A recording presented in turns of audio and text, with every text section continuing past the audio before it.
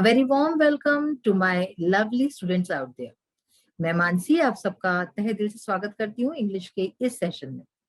बच्चों, आज हम आपके सिलेबस का new chapter a good citizen ये पढ़ने वाले हैं। अ गुड सिटीजन यानी कि एक अच्छा नागरिक। बच्चों, आपने कभी सोचा है कि आप किस तरह के नागरिक हैं, किस तरह के सिटीजन हैं? आपके फ्रेंड्स, आपकी फैमिली किस तरह के सिटीजन है? क्या गुड सिटीजन हो आप लोग या फिर बैड सिटीजन हो? एग्जाम्पल के तौर पे आप कहीं बाहर घूमने फिरने जाते हो तो वहां पे आपका बिहेवियर कैसा है? क्या आपके जो बड़े हैं घर के, क्या वो लोग पान वगैरह या कुछ इस तरह की चीज खा के या फिर वैसे ही इधर उधर थूकते हैं? क्या आप बिस्किट्स चिप्स वगैरह के रैपर्स जो होते हैं जो खाने के बाद आप इधर उधर फेंक देते हो, बॉटल्स कहीं फेंक देते हो? अगर इसका जवाब हाँ में है तो you are not a good citizen, और अगर इसका जवाब नहीं है तो बहुत अच्छी बात है, you are a good citizen. ये जिस तरह से हम अपने घर में रहते तो घर को कैसे साफ सुथरा क्लीन नीट एंड क्लीन रखते हैं ना, क्योंकि वहां हम रहते हैं, तो उसी तरह से ये हमारी जिम्मेदारी है कि हम अपने कंट्री को नीट एंड क्लीन रखें और हमेशा उसकी साफ सफाई का और हर चीज का ध्यान रखें कि उसमें कोई दाग ना लगे, उसमें कोई गंदगी ना हो। तो इसी बारे में एक छोटा सा चैप्टर है गुड सिटीजन, बहुत ही अच्छा लेसन है और आपको भी कई सारी नई बातें समझेंगी इससे। तो आइए पढ़ते हैं ये चैप्टर अ गुड सिटीजन, एक अच्छा नागरिक। So we will start the chapter a good citizen. तो as you can see in this picture there are two persons, a small girl and a lady. ये कहीं घूम रहे हैं। तो आइए इसी बारे में ये चैप्टर है, पढ़ते हैं इसको और समझते हैं। Rachel's uncle and aunt lived in Mysore. Rachel and her parents had gone to Mysore to spend their vacation with them. They were all excited as they were going to visit the Brindavan garden. तो क्या कहा गया है? Rachel's uncle and aunt lived in Mysore, यानी कि Rachel के uncle और aunt यानी चाचा चाची जो है वो मैसूर में रहते थे। रशेल जब देखिए लिव्ड आया है ना, तो यानी कि ये पास्ट टेंस का सेंटेंस है, यानी कि रहते थे। अगर होता lives, Rachel's uncle and aunt lives in Mysore, तो फिर हम ये कहते कि रशेल के अंकल और आंट मैसूर में रहते हैं। But here it is said lived, तो लिव्ड लिखा है तो रहते थे। Rachel and her parents had gone to Mysore to spend their vacation with them. तो रशेल और उसके पेरेंट्स, अब पेरेंट्स यानी कि माता पिता, मम्मी पापा दोनों को जो है पेरेंट्स कहते। तो रशेल एंड पेरेंट्स, उसके रशेल और उसके जो पेरेंट्स थे, उसके मम्मी पापा थे, हैड गॉन टू मैसूर, वे मैसूर गए, to spend their vacation with them, अपना जो वेकेशन यानी कि अपनी जो छुट्टियां थी उन लोग के साथ मनाने वहां गए। अक्सर होता है ना, आप लोग भी जाते हो कि गर्मी की छुट्टियां हैं या क्रिसमस की छुट्टियां हैं तो उसमें अपने पेरेंट्स के साथ तो अपने कजिन्स के यहाँ या कहीं ऐसे घूमने जाते हो, आप रहने जाते हो। तो वैसे ही ये लोग भी जो है अपने जो अंकल और आंट थे रशेल के, उनके यहाँ घूमने के हिसाब से गए, वेकेशन पे गए छुट्टियों में। They were all excited as they were going to visit the Vrindavan garden. ये सब लोग जो है बहुत ही ज्यादा एक्साइटेड थे, उत्साहित थे। क्यों उत्साहित थे? They were going to visit the Vrindavan garden. Mysore में एक बहुत ही फेमस गार्डन है वृंदावन नाम का, वृंदावन गार्डन। तो वो देखने वो लोग जा रहे थे सब लोग, इसलिए सब बहुत ही ज्यादा खुश थे। On the way, her aunt told them that about 2 million tourists visit the Vrindavan garden every year. अब ऑन द वे यानी कि रास्ते में उनकी जो आंट थी, हर आंट टोल्ड देम, उसकी जो आंट थी उसकी चाची ने उसको बताया, टोल्ड यानी बताना, बताया that about 2 million tourist visit the Vrindavan garden every year. क्या बताया? कि हर साल अमूमन जो है 2 मिलियन टूरिस्ट यानी कौन? जो यात्री होते, जो बाहर से आते हैं, ठीक है ना। तो इस तरह के टूरिस्ट जो है, पर्यटक जो है वो आते हैं 2 मिलियन यानी करीब करीब 20 लाख, ठीक है ना। तो इतने 2 मिलियन टूरिस्ट जो है वृंदावन गार्डन हर साल आते हैं विजिट करने। Rachel said, "Aunt, it's going to be fun." As they entered the garden, Rachel exclaimed, "Wow, what a beautiful flowers! What beautiful flowers and fountains are these! I must make a bouquet for myself." अब आगे क्या होता है कि Rachel कहती है कि aunt it's going to be fun. अपनी चाची से कहती कि आंटी वहां जाना बहुत ही मजेदार होगा, फन होगा। फन यानी क्या होता है, मजा।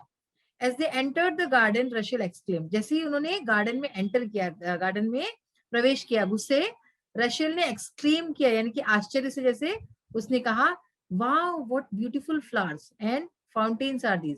उसने आश्चर्य से बोला कि कितने सुंदर फूल और फाउंटेन्स यानी कि फव्वारे हैं ये सब। I must make a bouquet for my self, तो मुझे अपने लिए एक बुके, बुके क्या होता है, गुलदस्ता, मुझे अपने लिए गुलदस्ता इन फूलों का बनाना ही चाहिए। यानी कि गुलदस्ता बनाने के लिए उसने क्या किया होगा, सारे फूल वहां से, सारे मतलब जितने भी होंगे ले सकती थी वो तोड़ के उसका गुलदस्ता बनेगा। तो क्या ये सही था? नहीं ना, फूल तो हमें ऐसे तोड़ने नहीं चाहिए, वो हमेशा हमें जो है पेड़ों पे और पौधों में ही अच्छे लगते हैं। The moment she tried to pluck one of the flowers, her aunt stopped her and said, "Don't do that. We should not pluck flowers." After taking a round of the whole garden, they sat down to have snacks. अब क्या हुआ, जैसे ही वो तोड़ने वाली थी फूल, उसकी चाची ने उसको रोक दिया। The moment she tried to pluck one of the flowers, जैसे ही वो उनमें से एक फूल तोड़ने वाली थी, प्लक यानी क्या, तोड़ना, तो जैसे ही वो तोड़ने वाली थी एक फूल, her aunt stopped her and said, तो उसकी आंटी ने उसको रोका और कहा, डोंट डू दैट, ये मत करो, we should not pluck flowers, हमें फूलों को तोड़ना नहीं चाहिए।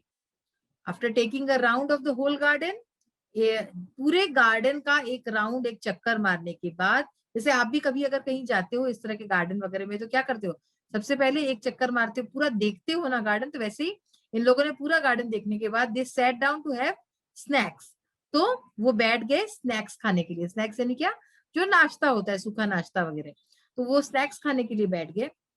Aunt had brought popcorn, samosa, sandwiches and fruits for everyone, तो जो आंट थी, जो चाची थी, वो सबके लिए पॉपकॉर्न, समोसे, सैंडविच और फ्रूट्स, फल वगैरह लाई थी। Rachel finished her snacks and threw her plate and glass under the bench. Her aunt politely asked her, "Do you throw the wastes under your study table or sofa at home too?" Rachel, it is our duty to keep our surroundings, public places like roads, parks, schools, hospitals, etc. clean.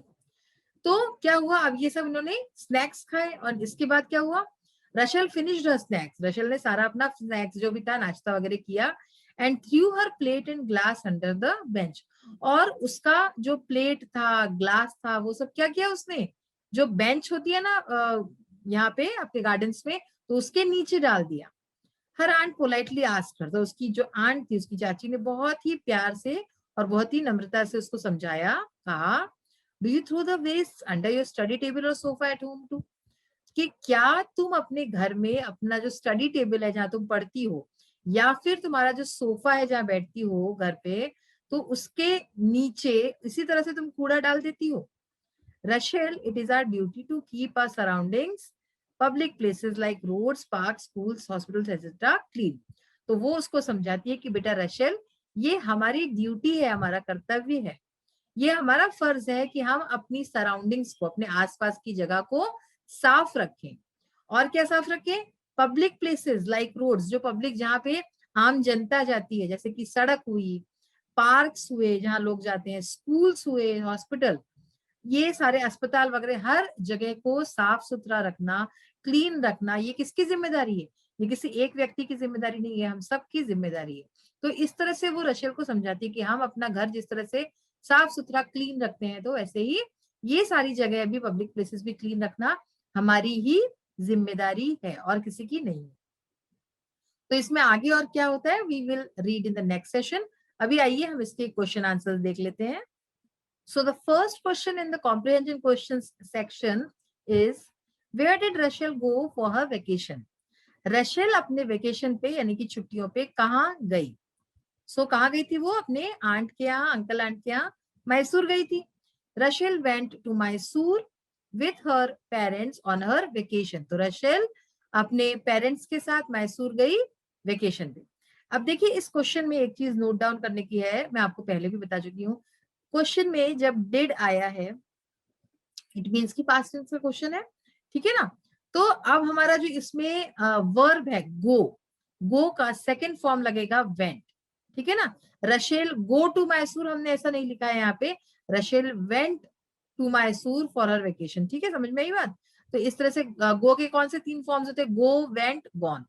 ठीक है, suppose अगर कोई word है सी और question में did आया है तो सी की जगह सॉ आ जाएगा, सो यहाँ पे गो की जगह वेंट आ गया। Second question, why were Rachel and her parents excited. Rachel और उसके पेरेंट्स एक्साइटेड क्यों थे, क्योंकि वो वृंदावन गार्डन जा रहे थे। तो आंसर देखिए, Rachel and her parents were excited because they were going to visit the Vrindavan garden, क्योंकि वो लोग वृंदावन गार्डन विजिट करने जा रहे थे, इसलिए वो लोग बहुत ज्यादा उत्साहित थे, एक्साइटेड थे।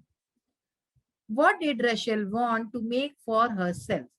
रशेल अपने लिए क्या चीज बनाना चाहती थी, तोड़ के, कुछ तोड़ के बनाना चाहती थी, फूल तोड़ के बुके बनाना चाहती थी, वो है ना, गुलदस्ता बनाना चाहती थी। Rachel wanted to make a bouquet of garden flowers for herself.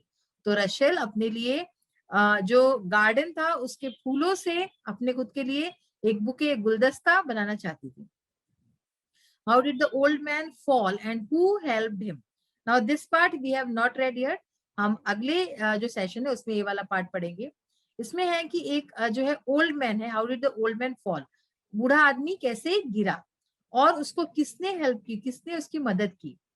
The old man tripped and fell down, तो उसका पैर फिसला और वो गिर गया। Rachel's aunt ran and help him, तो रशेल की जो आंट थी, रशेल की जो चाची थी, उसने उनकी हेल्प की।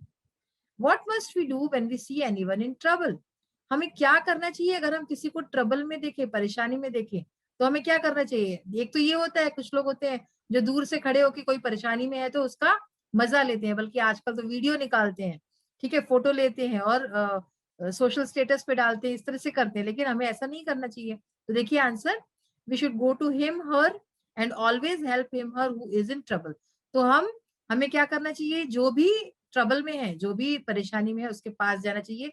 हिम और हर यहाँ पे लिखा है, यानी कि कोई भी हो सकता है ना, एक लड़का लड़की, आदमी औरत, आदमी भी हो सकता है या फिर औरत भी हो सकती है, इसलिए हमने दोनों लिखा है, ठीक है ना। तो हमें उसके पास जाना चाहिए और हमेशा उसकी मदद करनी चाहिए जो कि ट्रबल में है, जो कि परेशानी में है।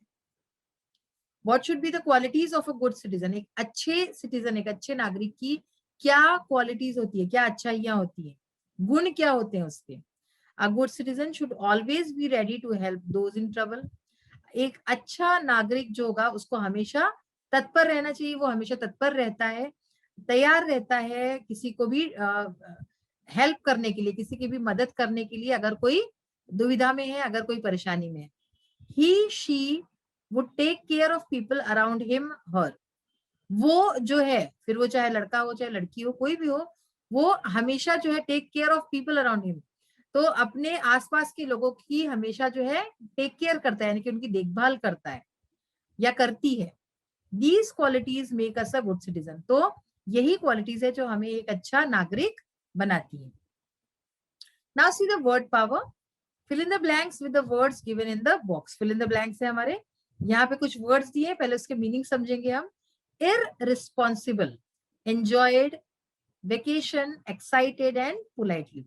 इररिस्पॉन्सिबल, तो सबसे पहले हम समझते हैं कि रिस्पॉन्सिबल किसको बोलते हैं हम, कि जो किसी चीज के लिए उत्तरदायी हो, ठीक है ना, यू आर रिस्पॉन्सिबल, तो वो उसको बोलते हैं इररिस्पॉन्सिबल, यानी कि उसका उल्टा, कि जो बिल्कुल भी कोई काम ठीक से ना करता हो, इररिस्पॉन्सिबल होता है। फिर एंजॉयड यानी कि मजा किया, वेकेशन, वेकेशन यानी छुट्टियां, एक्साइटेड यानी कि उत्साहित, और पोलाइटली यानी नम्रता से। तो देखिए सेंटेंसेस जब हम पढ़ेंगे तो आपको और अच्छे से समझ में आएगा। Nita is planning to visit Kashmir in summer vacation. क्या हुआ मतलब, कि नीता जो है कश्मीर जाने का सोच रही है, प्लान कर रही है समर वेकेशन में, यानी गर्मी की छुट्टियों में। Garima is excited to see her gift. Garima अपना गिफ्ट देख के बहुत ही उत्साहित है, एक्साइटेड है। The teacher spoke to Manish politely. Teacher ने मनीष से बहुत ही पोलाइटली, बहुत ही सॉफ्टली, नम्रता से बात की। Kartik enjoyed his ride on the bicycle. Kartik ने अपनी जो राइड थी बाइसाइकिल पे, यानी कि साइकिल पे जाना, उसने बहुत ही इंजॉय किया, मजे लिए उसके। irresponsible behavior has caused her a lot of trouble. प्रीति का जो बिहेवियर था, व्यवहार था, जो कि इररिस्पॉन्सिबल था, बहुत ही वो इस तरह की लड़की थी तो उससे has caused a lot of trouble, जिसकी वजह से उसको बहुत सारी मुश्किलों का सामना करना पड़ा, उसको बहुत सारी मुश्किलें हुई, उसका जो इररिस्पॉन्सिबल बिहेवियर था उसकी वजह से। तो हमने देखा आज कि किस तरह से हमें फिलअप्स भरने हैं, और पहले मीनिंग जानना जरूरी है, एंड देन उसके बाद कहाँ पे कौन सा वर्ड अप्रोप्रिएट होगा ये हमें देखना पड़ेगा। जब आपके एग्जाम्स होंगे तो आपको उसमें सारा मिक्स करके आएगा, कोई भी चैप्टर से कुछ भी आ सकता है, तो इसलिए आपको इसके लिए रेडी रहना चाहिए। सो हमारा ये सेशन आज का यही फिनिश होता है। We will meet in the next session with this chapter. Till then bye, have a nice day, thank you and take care of yourself.